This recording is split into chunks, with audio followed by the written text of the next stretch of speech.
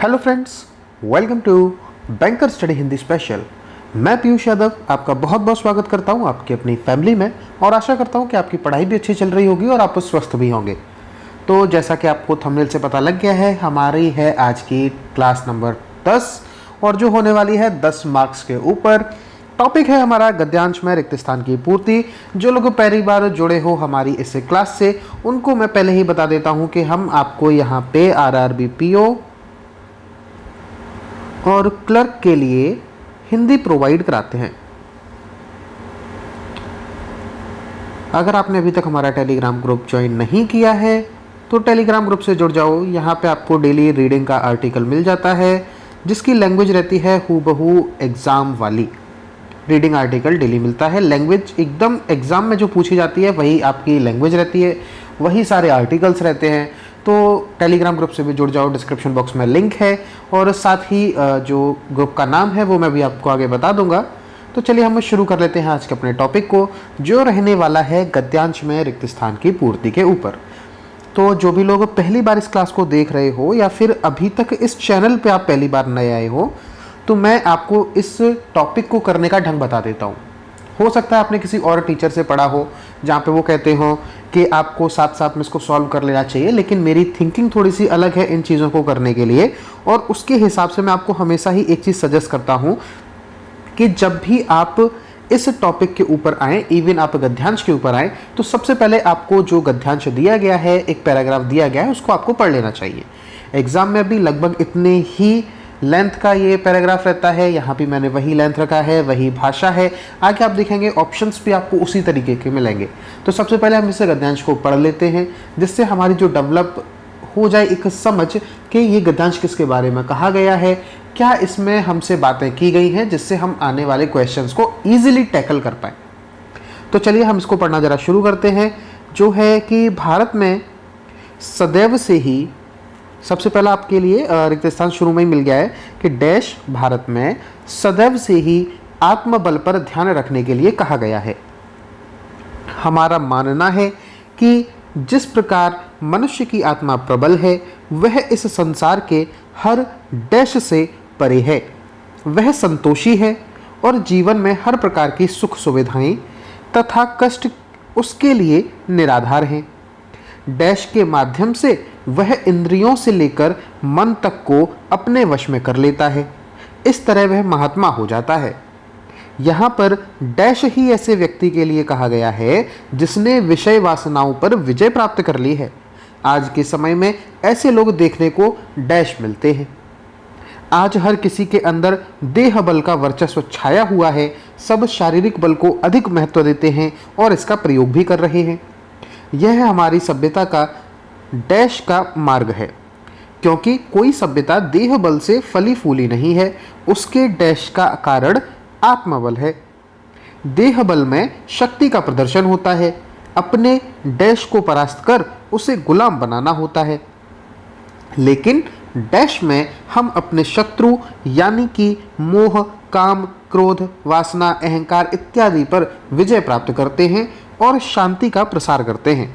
यह समाज को देता ही है, लेता नहीं है। पर आज ऐसी डैश दिखाई नहीं देती है। यानी कि यहाँ पे जो बात की गई है वो किस चीज़ की बात की गई है कि भारत में जो लोग रह रहे हैं उनको किस चीज़ पर ध्यान रखना चाहिए और किन चीज़ों पे आखिर लोग ध्यान दे रहे हैं, इसके बारे में थोड़ा बात हुई है। पॉजिटिव बात भी हुई है, नेगेटिव बात भी हुई है और हमें पॉजिटिव करने के लिए प्रेरित किया जा रहा है। ये हमारे इस गद्यांश में हमको बताया गया है। तो चलिए हम यहाँ से अपना इस गद्यांश के अपने प्रश्नों को हम शुरू कर लेते हैं। सबसे पहले हम देखेंगे कि पहले नंबर पे क्या आ सकता है, बताइए। डैश भारत में सदैव से ही आत्मबल पर ध्यान रखने के लिए कहा गया है। सिंपल हो सकता है, काफ़ी बच्चों के लिए ये सिंपल हो सकता है कि आधुनिक भारत में, पढ़ने में तो आपको ऐसा लगेगा कि सब में ही कहा गया है आधुनिक भारत में, लेकिन ये बात है कि सदैव से ही, यानी कि हमें कुछ ना कुछ पास्ट में जाना पड़ेगा। सदैव से ही तो आधुनिक भारत तो नहीं आएगा, तो जो ऑप्शंस कट सकते हैं उन्हें हम हटा देते हैं। आधुनिक हट जाएगा, पौराणिक आ सकता है, प्राचीन आ सकता है और वर्तमान, ये हमने हटा दिया। अब अगर आपको पौराणिक और प्राचीन में अंतर पता है तो आप इजीली इस क्वेश्चन को कर लेंगे। पौराणिक का क्या अर्थ होता है? जो पुराणों में आपको उल्लेख मिलता है, जो पुराणों में लिखा गया है, जो पुराणों में लिखा है वो हमारा पौराणिक है। और जो प्राचीन किसी भी इतिहास की किताब में लिखा है, कुछ भी ऐसी जगह पे लिखा है जो आज के समय से पहले का है, उसे हम प्राचीन कहेंगे। तो प्राचीन भारत में सदैव से ही यही तो सही हो जाएगा, क्योंकि पौराणिक की तो इस तरह का कोई जिक्र ही नहीं आया। तो ये कंफ्यूज आपको कर सकता है कि पौराणिक भारत में या फिर प्राचीन भारत में। दोनों का मैंने आपको अंतर बता दिया है, तो हमारा जो आंसर है प्राचीन, ये बिल्कुल सही हो जाएगा। नेक्स्ट क्वेश्चन की तरफ हम लोग चलते हैं। यहाँ पे आप बताइए कि दूसरे का आंसर क्या होगा। आपको कमेंट बॉक्स में ये बताना है कि आपके 10 में से कितने मार्क्स आए। और अगर आपको ये टॉपिक पसंद आ रहा है तो वीडियो को लाइक कर दीजिए, शेयर कर दीजिए। हमारा मानना है कि जिस मनुष्य की आत्मा प्रबल है वह इस संसार के हर डैश से परे है। तो यहाँ पे क्या आ सकता है? हर सुख से परे है, बिल्कुल हो सकता है। कष्ट से परे है, हो सकता है। हर दुख से परे है, ये भी हो सकता है। हर जग से परे है, ये थोड़ा सा देखने में अच्छा नहीं लग रहा, पढ़ने में भी थोड़ा अलग लग रहा है। संसार के हर मोह से परे है, ये भी हो सकता है। अब आप खुद सोचो, एग्जाम में अगर इस तरीके की चीज़ें मिलेंगी तो कैसे टैकल करोगे। अब हमें ये पता है कि इस पूरे ही पैराग्राफ में कहीं भी सुख और दुख जैसी बातें क्या कहीं भी की गई हैं? बताइए। सुख और दुख जैसी बातें तो नहीं की गई हैं कि कब वो कब सुखी होगा, कब दुखी होगा। हमें ये बताया गया कि आत्मबल जरूरी है, लेकिन इंसान देह बल से काम लेता है और इस वजह से वो कुछ चीज़ों पे अपना विजय प्राप्त करता है, कुछ में हार जाता है। तो यहाँ पे सुख और दुख वाले तो ऑप्शन हट जाएंगे। अब यहाँ पे रह गए दो, कष्ट और मोह। तो हम यहाँ दोनों ही लगा सकते हैं। वह इस संसार के हर मोह से परे है या वह इस संसार के हर कष्ट से परे है। अब जब भी इस तरह का कंफ्यूजन आए, अपने पैराग्राफ को दोबारा से पढ़ने की कोशिश करना। अब यहाँ तक तो कुछ भी हमें समझ नहीं आ रहा था, क्योंकि हमने ऊपर भी पढ़ा हुआ है। तो वह संतोषी है और जीवन में हर प्रकार की सुख सुविधाएं तथा कष्ट उसके लिए निराधार है। ठीक है, तो यहाँ पे देखो सुख की बात आई है, यहाँ सुख सुविधाओं की बात आई है, ना कि अकेले सुख की बात आई है। और दूसरा कष्ट स्पेशली कहा गया है। यहाँ पे देखो सुख के साथ में सुख को स्पेशली नहीं कहा गया, थोड़ा सा इसमें भी ध्यान देना। कष्ट को स्पेशली बताया गया है, मेंशन किया गया है, लेकिन सुख को स्पेशली मेंशन नहीं किया गया है। तो जब कष्ट को स्पेशली मेंशन किया गया है और आगे कहीं मोह का कोई जिक्र नहीं है सिवाय यहाँ पे, तो इतनी दूर का तो हम कॉन्टेक्स्ट नहीं लेंगे। दूसरे हमारा जो रिक्त स्थान है, क्या उसका कॉन्टेक्स्ट इतनी दूर से हो जाएगा? लेकिन जबकि उसके पास से ही एक कॉन्टेक्स्ट हमें मिल रहा है अपना, तो हम क्या करेंगे? हमारा जो आंसर होगा वो क्या हो जाएगा? कष्ट हो जाएगा और मोह हट जाएगा। ठीक है, नेक्स्ट की तरफ हम चलते हैं और आप बताइए यहाँ पे आपका क्या आंसर आप देने वाले हैं। कि सभी तरह के कष्ट उसके लिए निराधार हैं। डैश के माध्यम से वह इंद्रियों से लेके मन तक को अपने वश में कर लेता है। किसके माध्यम से करता होगा? अब कई बच्चों को लगेगा इंद्रिय बल, तो नहीं भाई, इंद्रिय बल करके कुछ नहीं होता। जितेंद्रिय क्या होता है? जिसने इंद्रियों पर विजय प्राप्त कर ली हो। लेकिन कई बच्चों को लग सकता है, ये लग सकता है, लेकिन आप बताइए इंद्रियों से लेके मन तक को उसने अपने वश में किया। जिसने इंद्रियों को वश में किया है वो होता है जितेंद्रिय। लेकिन यहाँ मन को भी वश में करने की बात, इसलिए जितेंद्रिय नहीं आएगा। और एक चीज़, यहाँ पे हम बार बार आत्मबल पढ़ रहे हैं, तो स्पष्ट है कि आत्मबल ही तो हो जाएगा। कष्ट के माध्यम से तो नहीं करेगा और संतोष के माध्यम से भी नहीं करेगा। संतोष तो आप अपने मन में रखेंगे और आप सुख और दुख में समान रूप अपना अनुभव करेंगे, तो ये संतोष भी हट जाएगा। हमारा क्या आंसर सही हो जाएगा? आत्मबल हो जाएगा, क्योंकि ऊपर से हम आत्मबल के बारे में ही पढ़ते आ रहे हैं और इसी के ऊपर ध्यान लगाने के लिए कहा जा रहा है। नेक्स्ट, हाँ ये बहुत ही इंपॉर्टेंट है कि 1500 क्वेश्चंस की जो PDF है हिंदी की वो आने वाली है। कब तक आ जाएगी? ये आपकी जुलाई के 2nd वीक तक आ जानी चाहिए। ये जुलाई के 2nd वीक तक बिल्कुल आ जानी चाहिए। इसमें हर टॉपिक के लगभग 100 क्वेश्चन हैं। 4 टॉपिक मैं अभी तक कंप्लीट कर चुका हूँ इस PDF में, यानी कि 400 क्वेश्चन आपके बन चुके हैं। और बहुत बेहतरीन मैं क्वेश्चन बना रहा हूँ। जो आप मेरी क्लासेस देखते हो उससे और भी अच्छे लेवल के क्वेश्चंस वहाँ पे मिलेंगे, थोड़े बेसिक क्वेश्चंस भी मिलेंगे, मीडियम क्वेश्चन भी मिलेंगे, और अंत तक जाते जाते वो बहुत ही ज़्यादा आपको टफ क्वेश्चन भी मिलेंगे। तो बहुत अच्छी प्रैक्टिस होने वाली है। कंटेंट आप मेरा देखते ही रहते हो क्लासेस के थ्रू। तो इनकी प्राइस क्या रहने वाली है, अगर आप PDF लेते हो उसमें नीचे आंसर्स लिखे होंगे, अगर आप वो परचेज करते हो तो मिलेगा 149 रुपीज़ का। और अगर आप वीडियो सॉल्यूशन लेना चाहते हो, यानी कि उसे PDF को मैं वीडियो के थ्रू पूरा सॉल्व भी कराऊंगा, तो अगर आप वो लेना चाहते हो तो आपको पड़ेगा 300 रुपये का। एकदम मिनिमल प्राइस है, एग्ज़ाम के लिहाज से बहुत इंपॉर्टेंट होने वाली है, हर किसी को लेना बनता है मेरे हिसाब से। और पेमेंट मेथड क्या रहेगा उस टाइम पे मैं आपको बता दूंगा। अब यहाँ पे चौथे प्रश्न की ओर हम आ जाते हैं। इसमें आप बताइए कि हमारा क्या आंसर होने वाला है। वह इंद्रियों से लेके मन तक को अपने वश में कर लेता है, इस तरह वह महात्मा हो जाता है। यहाँ पर डैश ही ऐसे व्यक्ति के लिए कहा गया है जिसने विषय वासनाओं पर विजय प्राप्त कर ली है। बताइए।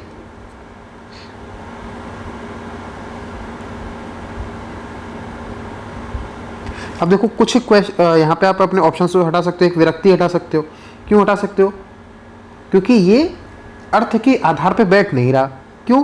यहाँ पर विरक्ति ही ऐसे व्यक्ति के लिए कहा गया है, या विरक्ति कही जाएगी, तो कही जाएगी इसलिए हट जाएगा। फिर मोक्ष की कोई कहीं बात ही नहीं हुई है तो ये भी हट जाएगा। फिर महात्मा हो जाता है, तो यहाँ पर संन्यास ही ऐसे व्यक्ति के लिए कहा गया है। हमने यहाँ पे क्या कहा है, उस व्यक्ति को महात्मा कहा है, तो यानी कि हमें एक ऐसा शब्द चाहिए, अगर ये सन्यासी होता तो ये महात्मा के साथ में जिस व्यक्ति को हम महात्मा कह रहे हैं उसी तरह की एक बात हो जाती, उसी पद पे आ जाता, तब तो ये सही होता, लेकिन ये हट जाएगा। अब सन्यासी का हमें अर्थ कौन देता है? संतोष देता है या अवधूत देता है? अवधूत देता है। अवधूत का अर्थ ही होता है सन्यासी। और हमें यहाँ पे क्या चाहिए था? एक नाउन चाहिए था, ठीक, और वो भी पुरुषवाचक संज्ञा चाहिए थी। यहाँ पे देखो पुरुषवाचक या जातिवाचक संज्ञा। अब यहाँ पे आ जाइए 5वें में, ऐसे व्यक्ति के लिए कहा गया है जिसने विषय वासनाओं पर विजय प्राप्त कर ली है। आज के समय में ऐसे लोग देखने को डैश मिलते हैं। बहुत से बच्चे यहाँ गलत करेंगे, उनको लगेगा कि वो कम लगा दें कि ऐसे व्यक्ति देखने के लिए बहुत कम मिलते हैं, देखने को कम मिलते हैं। खूब तो नहीं कहोगे, अधिक भी नहीं कहोगे, क्योंकि ऐसे लोग देखने के लिए कम ही मिल रहे हैं, ऊपर ही बात हो जा रही है। तो हम यहाँ पे कम भी लगा सकते हैं या फिर नहीं भी आ सकता है कि ऐसे लोग देखने के लिए नहीं मिलते। अब हम इसमें डिसाइड कैसे करें? डिसाइड हम ऐसे कर सकते हैं कि आज हर किसी के अंदर देह बल का, यानी कि पैराग्राफ वाला ये कह रहा है, लेखक ये कह रहा है, हर किसी के अंदर देह बल का वर्चस्व छाया हुआ है। तो जब हर किसी के अंदर है तो जो व्यक्ति है वो बचे ही नहीं जिनकी बात वो पॉजिटिव वे में कहने की कोशिश कर रहा है। तो यहाँ पे ऐसे लोग देखने को कम मिलते हैं या नहीं मिलते हैं? ऐसे लोग देखने के लिए नहीं मिलते हैं। क्वेश्चंस आपको मेरे हिसाब से पसंद आ रहे होंगे, बिल्कुल एग्जाम लेवल है। नेक्स्ट आप बताइए। आज हर किसी के अंदर देह बल का वर्चस्व छाया हुआ है, सब शारीरिक बल को अधिक महत्व देते हैं और इसका प्रयोग भी कर रहे हैं। यह हमारी सभ्यता का कैसा मार्ग है? हमें देखो चाहिए क्या था? हमें आत्मबल चाहिए था अपनी सभ्यता को बढ़ाने के लिए, लेकिन उल्टा चल रहा है। तो यानी कि यहाँ पे जो भी आएगा अपनी सभ्यता का कैसा मार्ग हो जाएगा? ये नेगेटिव मार्ग हो जाएगा, ये हट जाएगा, उत्थान हट जाएगा, उन्नति हट जाएगा। फिर अंतिम मार्ग है सभ्यता का, अंतिम का मार्ग है, ये भी हट जाएगा, अर्थ के हिसाब से नहीं जा रहा। अब अवनति या पतन कैसा मार्ग है? गिरा हुआ मार्ग है ना ये हमारी सभ्यता का।